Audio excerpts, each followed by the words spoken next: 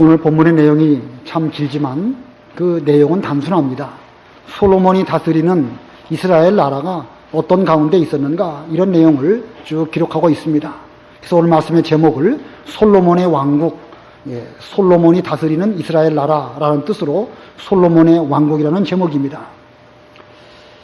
지난 주일날 제가 여기 열왕기상 3장을 말씀을 드리면서 여기 창기 둘이 그 아기를 낳았는데 한 창기가 자다가 그 아기를 깔고 누운 바람에 죽었다, 이런 말씀을 드렸죠.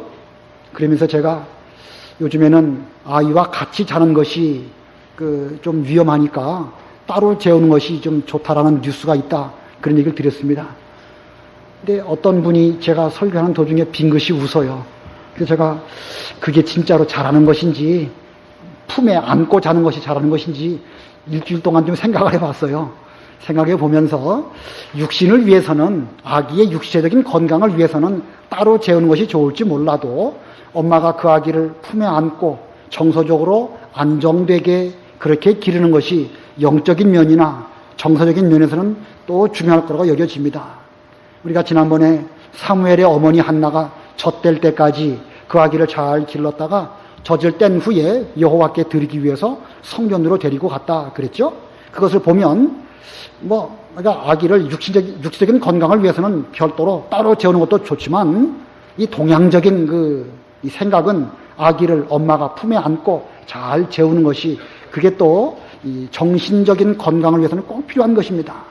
우리가 이런 걸 볼 때에 성경은 우리에게 신령한 지혜를 가르쳐주는 말씀이지만, 우리는 이 속에서도 육체의 지혜도 또 정신적인 그런 지혜도 얻는 이런 말씀이 되어야 되는데, 제가 한 주간 동안 혹시 제가 빙긋이 웃은 어떤 젊은 애기 엄마를 보면서 혹시 제 말에 의해 가지고 따로 또 재워주는 것이 일방적으로 잘하는 것으로 여기진 않겠는가 생각이 들어서 그냥 지나는 말로 말씀을 드렸습니다. 자, 오늘 이 솔로몬의 지혜는 전무후무한 지혜요, 그의 지혜는 인간의 지혜가 아니고 하나님이 주신 하나님의 지혜라고 했습니다. 솔로몬은 그 지혜를 가지고 하나님의 나라 이스라엘을 잘 다스렸습니다. 자, 그 솔로몬이 다스렸던 이스라엘 나라는 어떠한 상태였는가, 이걸 통해서 우리에게도 하나님으로 말미암아 신령한 지혜를 얻고, 우리의 하나님의 나라, 지상에서는 교회를 가리키는 것인데, 이 교회를 우리도 잘 다스려서 태평성대를 누리는 그런 하나님의 교회가 되도록 해야 될 것입니다. 자, 오늘 첫 번째로 솔로몬의 정치, 1절로 19절입니다. 솔로몬의 정치 1절부터 6절까지는 이 솔로몬을 중심으로 한 고관들을 말하고 있습니다. 현재로 말한다고 하면 대통령을 중심으로 한 내각의 구성원들을 쭉 1절로 6절까지 말하고 있습니다. 그 중에는 제사장, 서기관, 또 기록관, 왕의 여러 가지 역사적인 그 초록을 쭉 기록하는 거, 그 기록관 중요하죠. 그리고 군사령관, 그리고 관리 책임자, 이런 그 직함들이 1절로 6절까지 쭉 기록되어 있습니다. 그래서 이 솔로몬을 중심으로 한 내각 구성원들의 명단을 쭉 말하고 있고, 7절부터 19절까지는 12명의 지방 관리들을 말하고 있습니다. 그 12명의 지방 관리들에게 각각의 행정구역을 정해주고 그들로 하여금 이 지방 여러 그 지역을 다스리게 했습니다.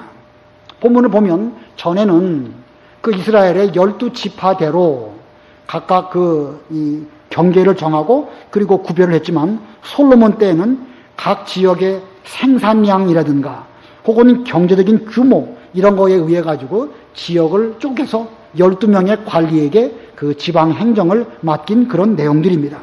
7절을 보면 솔로몬에게는 온 이스라엘을 맡아 주관하는 12명의 관리들이 있었는데, 이들이 왕과 왕실의 식량을 공급하였으며 각각 1년에 한 달씩 식량을 공급하였다.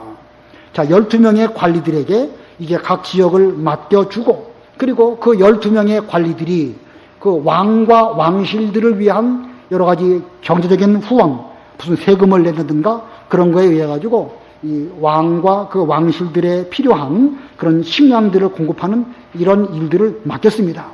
그리고 보면 이 12명의 관리들을 이렇게 배치한 것은 어떤 그 경제적인 규모, 혹은 경제적인 목적을 이루기 위해서 그렇게 한 것으로 보여집니다.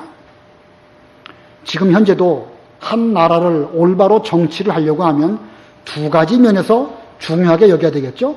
하나는 국방이고 또 하나는 경제입니다.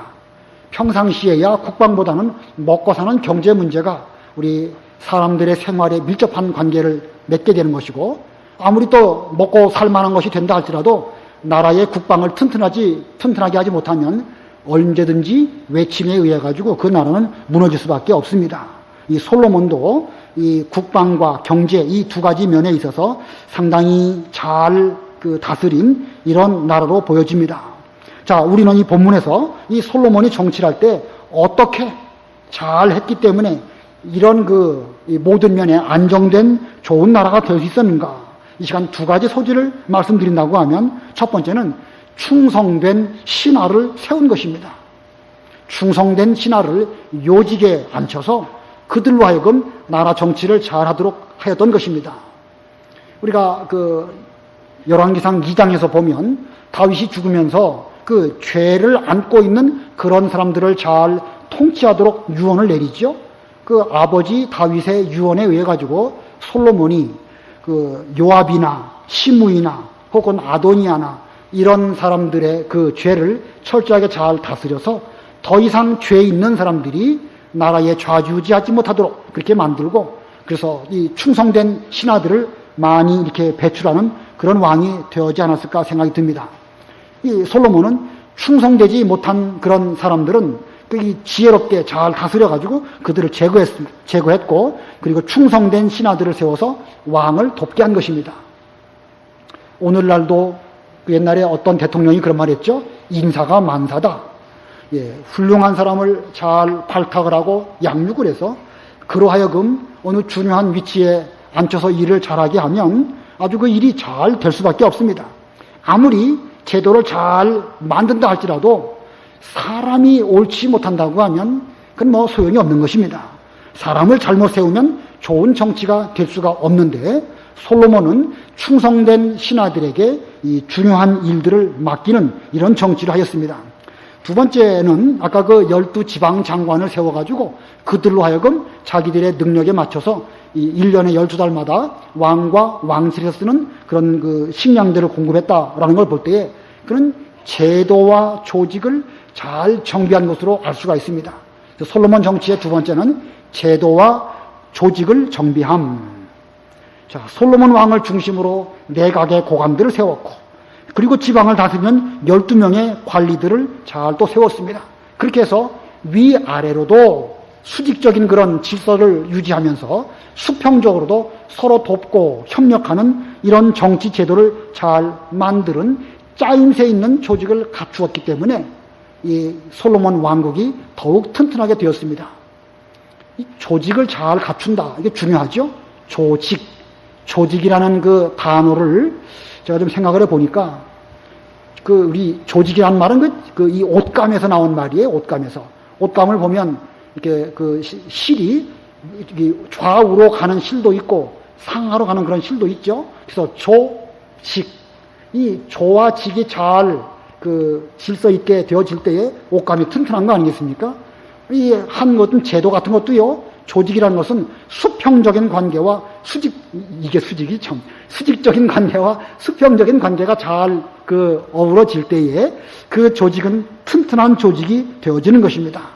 그리고 보면 솔로몬은 그 나라의 정치를 함에 있어서 충성된 인물을 잘 세우는 그 인물 중심의 그 정치를 먼저 했고, 그런 가운데서 제도와 조직을 잘 구비했기 때문에 그 나라가 튼튼하고 올바른 그런 왕국으로 될 수가 있었습니다.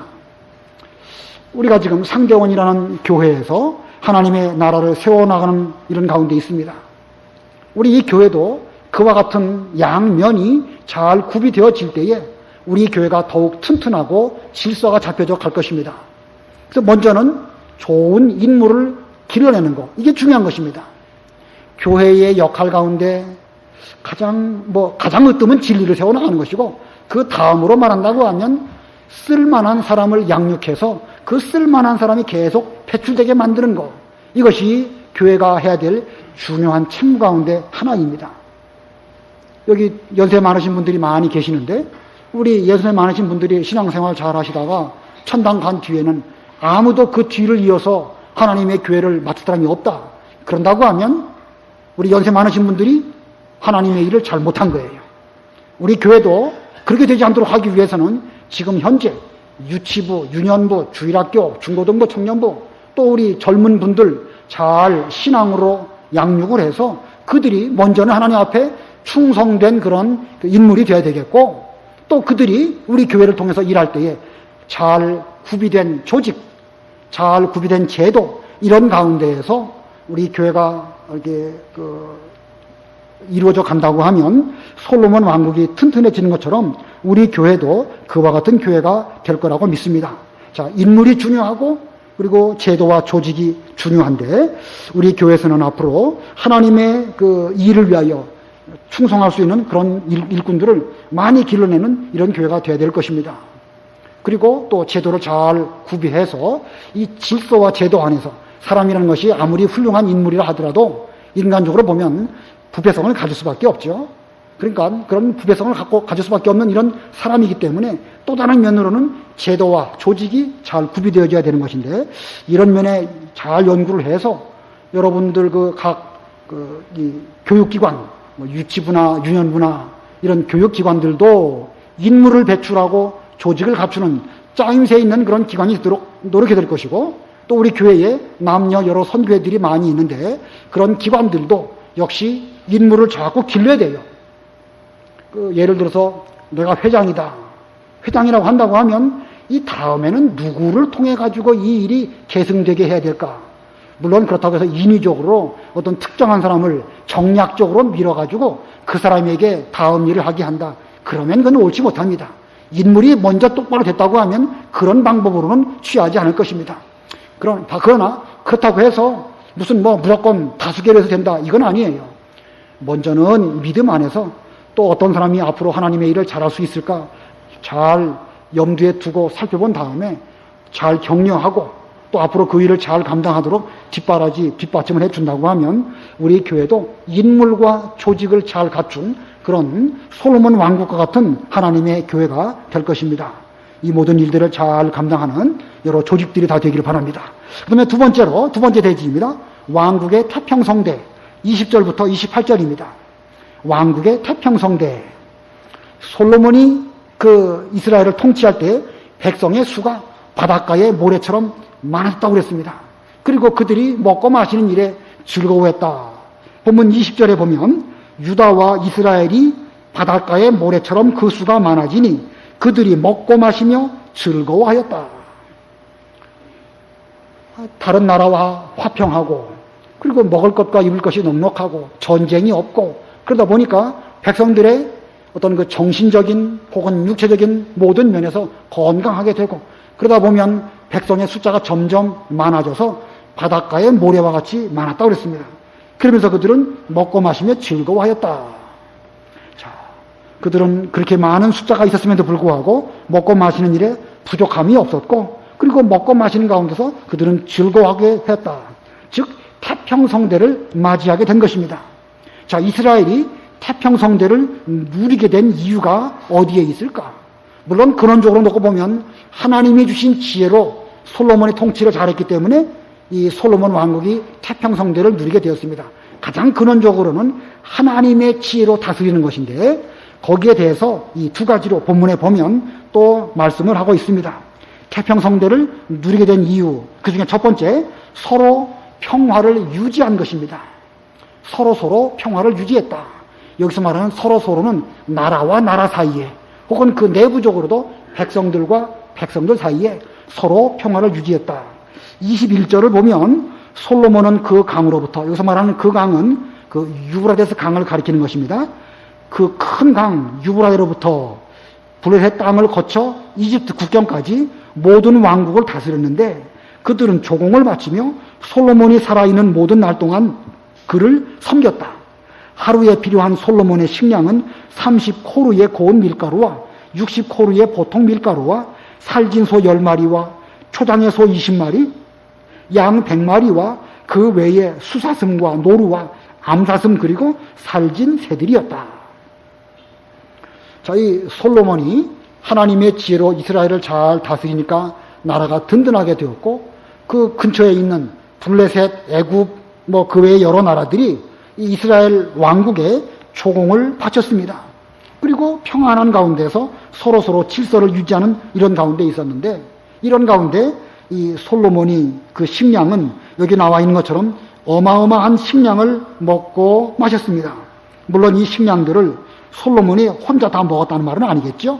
왕궁에 있는 여러 신하들이 이와 같은 분량의 양식을 먹고, 그런 가운데에서 하나님도 위로는 잘 섬겼고 또 나라를 잘 다스리는 이런 가운데 있었습니다. 자, 이 평화를 유지한다는 거, 이게 중요합니다. 나라와 나라 사이에도 그 이스라엘이 튼튼하니까 평화를 유지하게 되었고, 또 솔로몬이 지혜로 나라를 다스리니까 백성과 백성 사이에도 다툼이 없는 거예요. 그 3장에 나와 있는 것처럼 그 죽은 아이를 서로 내 아이가 아니고 산 아기가 내 아기다, 이렇게 우격다짐으로 우기다가도 지혜로운 왕이 올바로 판단을 내리니까 그 뒤로는 감히 어거지를 부릴 수 없게 되고, 그러다 보니까 여러 질서가 잘 잡힌 좋은 나라가 되어서 서로 평화를 누리게 된 것입니다. 자, 그 다음에 두 번째 이유는요, 먼저는 서로 평화를 유지한 것이고, 두 번째는 자기 책임을 다한 것입니다. 다른 사람과의 관계에 있어서도 평화를 유지했지만 동시에 자기는 자기 위치에서 자기 책임을 다했기 때문에 이 나라가 태평성대를 유지하게 된 것입니다. 본문 아까 그 24절 안 읽었죠? 24절을 다 같이 합독하시겠습니다. 24절 시작. 그가 그 강 이쪽 모든 지역, 즉 집사로부터 가사까지 다스리고 강 이쪽의 모든 왕들을 다스렸으며 사방의 모든 나라들과 평화를 유지하였다. 아까 첫 번째로 서로 평화를 유지했다. 이것이 태평성대의 첫 번째입니다. 태평성대가 되기 위해서는 그 나라가 튼튼해야 돼요. 국방을 게을리하는 가운데 있으면 아무리 태평성대를 유지하고 싶어도 안 되는 것입니다. 요새 우리나라가 지금 국방 문제가 심각하지요. 안팎으로 다 그렇습니다. 중국은 중국대로 자기네 나라의 어떤 그 영향력을 확대하려고 우리나라에도 여러 가지 그 외교적으로 접근하고 있고, 일본은 또 일본대로 이런 가운데 있고, 우리가 국방적으로 상당히 좀 어려운 상황 가운데 있습니다. 마치 구한말, 그 열강들의 각 축장 가운데 끼어 있는 한반도의 모습을 요즘도 보게 됩니다. 그러면 내부적으로 군인들이 정신을 바짝 차려가지고 여러 가지 일을 잘하면 좋겠는데, 요새 얼마나 군인들의 문제가 그 신문지상에 연일 보도되고 있습니까? 저도 우리 아들 군대 보내고 있지만 군대 보내놓은 그 부모님들 마음이 여간 걱정이 아닙니다. 옛날 우리가 군대 생활할 때 그때도 물론 쉽지는 않았지만 그렇게 비인간적으로 이렇게 험악한 이렇게까지는 아니었을 것으로 여겨지는데, 지금은 사람들이 그저 자녀들을 낳아도 하나만 낳고 계속해서 오냐오냐 기르니까 학교 다닐 때에도 왕따시키는 그런 문제가 있고, 군대 가서까지도 전후에는 고사하고 이렇게 폭력이 난무하는 이런 가운데 있는 걸 보면 이게 서로 평화하는 이런 분위기가 안 되어 있기 때문에 우리나라가 안팎으로 상당히 어려운 가운데 있지 않을까, 좀 정신을 차려야 될 것입니다. 정신 차려야 되겠고, 그 다음에 이제 두 번째, 아까 설명 이미 드렸지만 자기 책임을 다해야 되는 것입니다. 25절 우리 다 같이 합독하십니다. 25절 시작. 유다와 이스라엘은 단에서 브엘세바까지 솔로몬이 사는 모든 날 동안 각자 자기 포도나무와 무화과 나무 아래에서 평안히 살았다. 이게 무슨 뜻입니까? 단에서부터 브엘세바까지. 단은 이스라엘 나라 저 꼭대기 북쪽 지방이고, 브엘세바는 저 남쪽 남단을 가리키는 것입니다. 그래서 단에서부터 브엘세바까지, 이 말은 전 가나안 땅 전체가 자기 포도나무와 무화과 나무 아래에서 평안히 살았다. 솔로몬이 사는 모든 날 동안 각자 자기 포도나무와 무화과 나무 아래에서 평안히 살았다. 자, 이 말의 뜻은 각자가 노력한 대로 자기 음식을 먹으면서 편안한 가운데 남의 것 탐내지 않고 평안한 이런 가운데 살았다.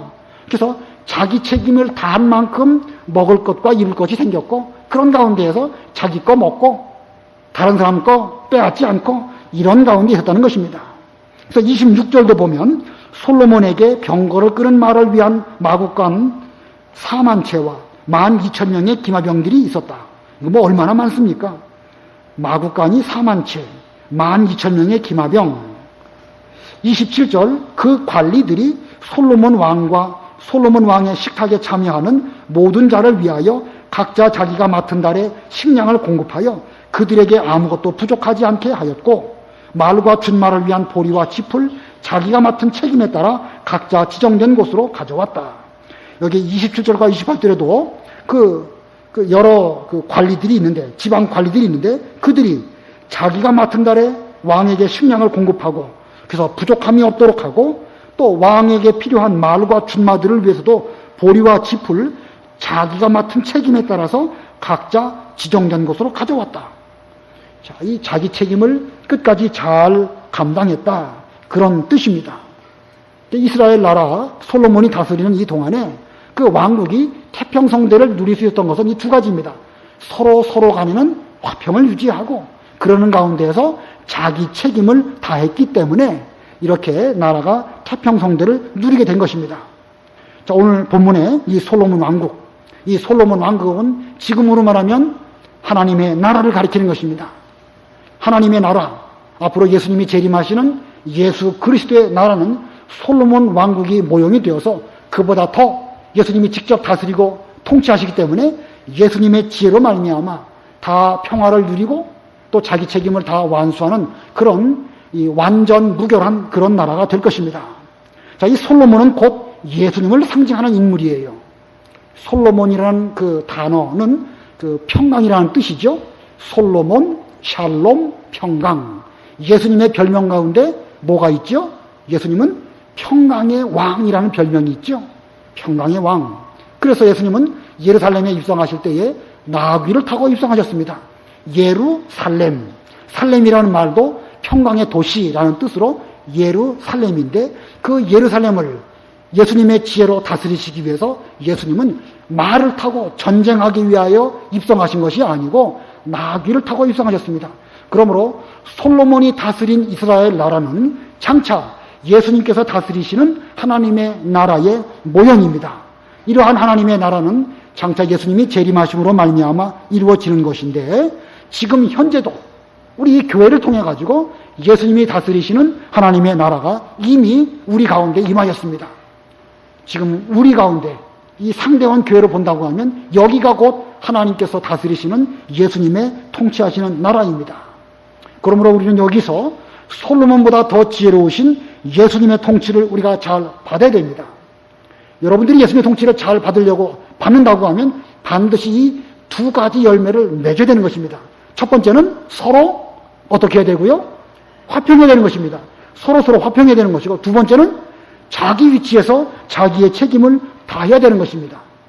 비록 지상에 있는, 이 땅에 있는 이런 이 교회라 할지라도 여기서 이와 같이 우리가 서로 화평하고 사랑하고 그런 가운데 자기 책임을 다한다고 하면 우리 상대원 교회도 얼마든지 태평성대를 누리게 될 것입니다.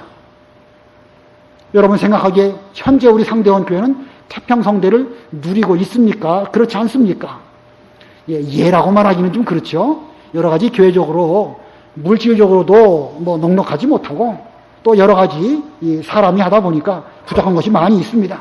그런데 부족한 것이 있다고 해서 어쩔 수 없다 이러지 말고, 우리가 이것을 배웠으니까 서로 화목하고 화평하고 예수님의 사랑을 실천하는 이런 교회가 되면서, 또한 자기 위치에서 자기 역할을 잘 감당한다고 하면 우리 교회가 지금보다 좀 더 좋은 교회가 되고 또 좀 더 나아지는 이런 길로 나아갈 것입니다. 그래서 반드시 우리 교회도 태평성대 할 수 있는 것이니까 우리도 이 두 가지 서로 화평하고 자기 책임을 잘 다함으로 말미암아 우리 상대원 교회도 화목하고 또 이 태평성대를 누리는 이런 교회가 되기를 바랍니다. 그다음에 세 번째 대지는 이 솔로몬의 지혜의 결과입니다. 29절부터 34절까지 솔로몬의 지혜의 결과. 솔로몬이 하나님의 지혜로 나라를 잘 다스렸는데 그 결과, 그 열매가 어떤 것이 맺혀지게 되었는가. 자, 이 솔로몬에게는 하나님으로 말미암아 주어진 지혜, 전무후무한 그런 지혜를 받았습니다. 그러면 솔로몬이 받은 그 지혜는 전무후무한 지혜이니까 어떻게 되었을까? 솔로몬은 그 지혜를 가지고 그 뒤에 어떤 그 상태가 되었을까? 처음 받은 지혜를 내내 똑같이 갖고 있었을 것이다. 1번. 처음 받은 지혜보다 점점 더 노력을 해서 더욱 지혜로운 사람이 되었을 것이다. 2번. 처음 지혜를 받았는데 그걸 잘 사용하지 못해서 계속 하얀 곡선을 그리다가 어리석은 쪽으로 나아갔다. 3번. 어느 것으로 볼 수 있을까요? 1번, 2번, 3번. 답이 뭘까요? 2번이죠. 그죠? 어떻게 2번이라고 말할 수 있죠? 우리가 이 수요 예배 시간에 전도서를 배우고 있는데, 그러고 보니까 전도서 한 지도 오래되었군요.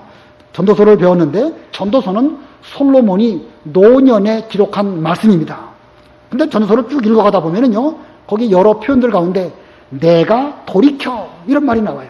이것이 그러한가? 라고 부지런히 연구하다가 아, 이건 아니구나. 돌이켜서 또 그가 자기의 지혜로 연구한다는 그런 표현을 내가 돌이켜 이렇게 표현하고 있습니다. 그리고 내 지혜를 사용하여, 자, 내 지혜를 사용했다는 것은 그 지혜를 가지고 자꾸 연구하고 탐구하면서 사용했다는 뜻입니다. 그래서 또 다른 표현을 보면 내가 사물의 이치를 찾으려고 낱낱이 살펴보면서 이런 말씀들이 전도서에 있습니다.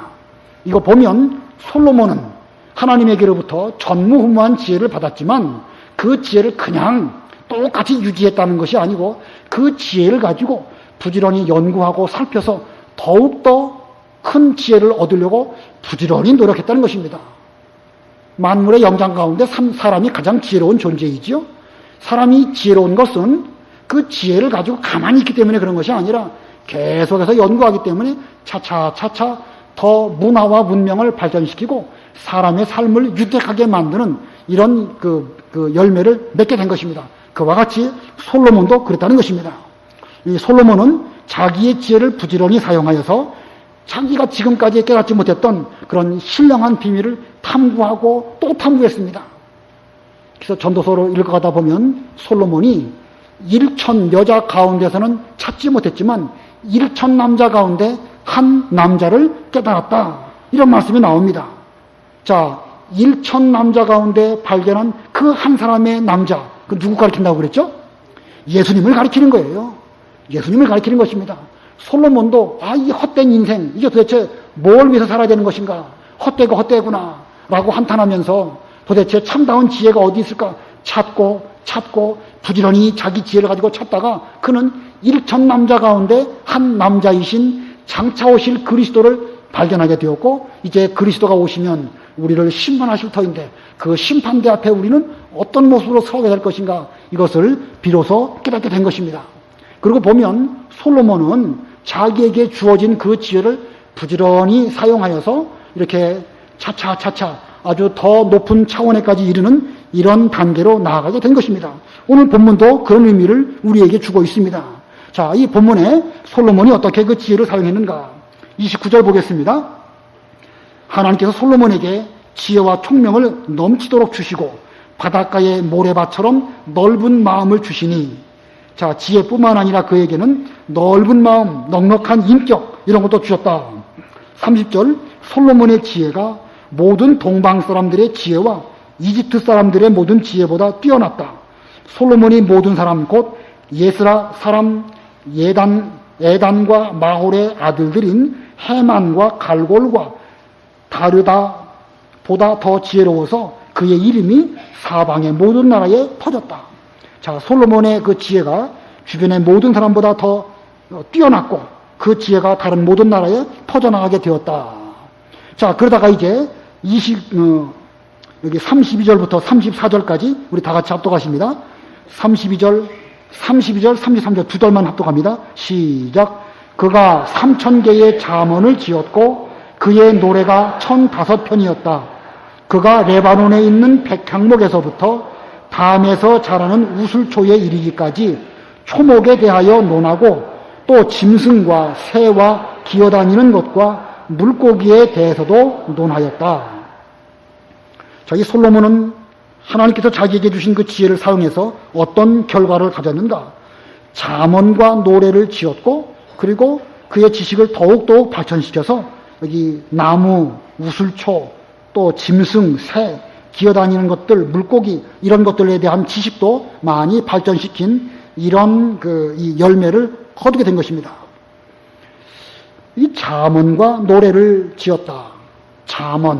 잠언이라는 것은 어떤 그 지혜의 말, 우리 사람이 살아가는데 인간적인 도리를 다하고, 먼저는 하나님께 대한 도리, 인간에 대한 도리, 사물에 대한 그 도리, 이런 것들을 그 지혜로운 말로 요약한 것, 이것이 잠언이지요. 솔로몬이 이런 잠언을 많이 짓고 노래를 지었다. 이 말은 그 당대에 이스라엘 백성들의 이 정신 세계를 올바로 인도하기 위해서 필요한 그 잠언과 노래로 그들을 잘 가르치고 지도했다. 그런 뜻입니다.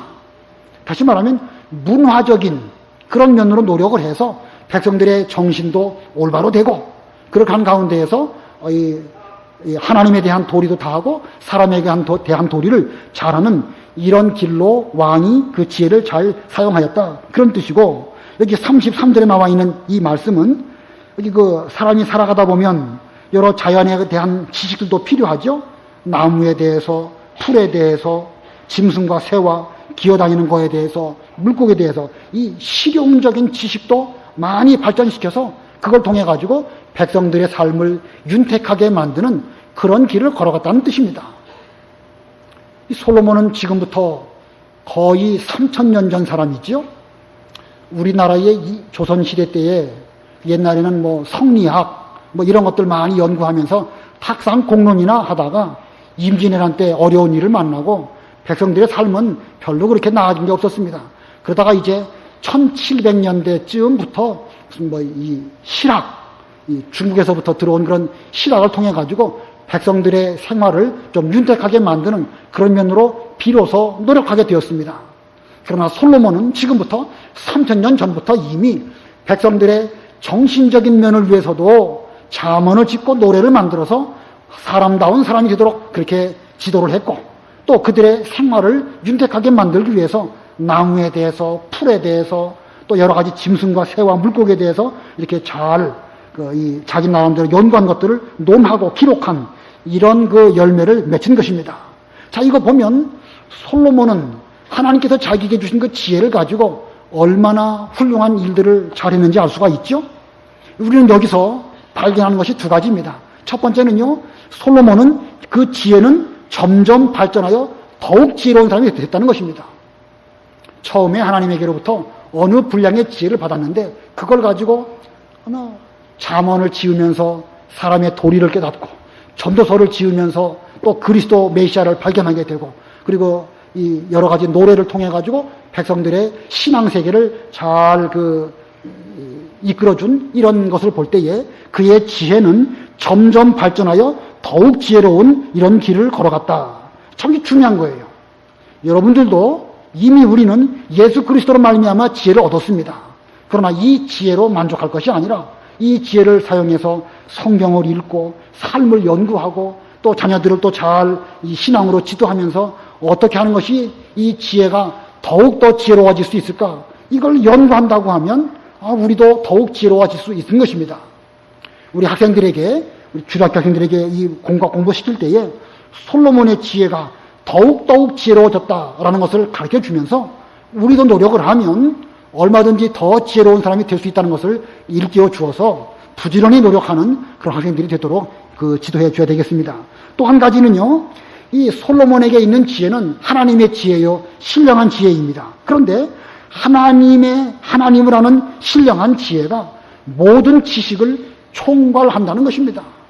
잠언과 노래를 지었고 또 여러 가지 초목을 논한 이런 걸 볼 때에 하나님을 아는 신령한 지혜를 제대로만 우리가 사용한다고 하면 세상의 여러 가지 이치도 그 지혜 안에 다 들어있는 것이고, 또 세상의 여러 가지 원리들도 다 그 지혜 안에 들어가 있습니다.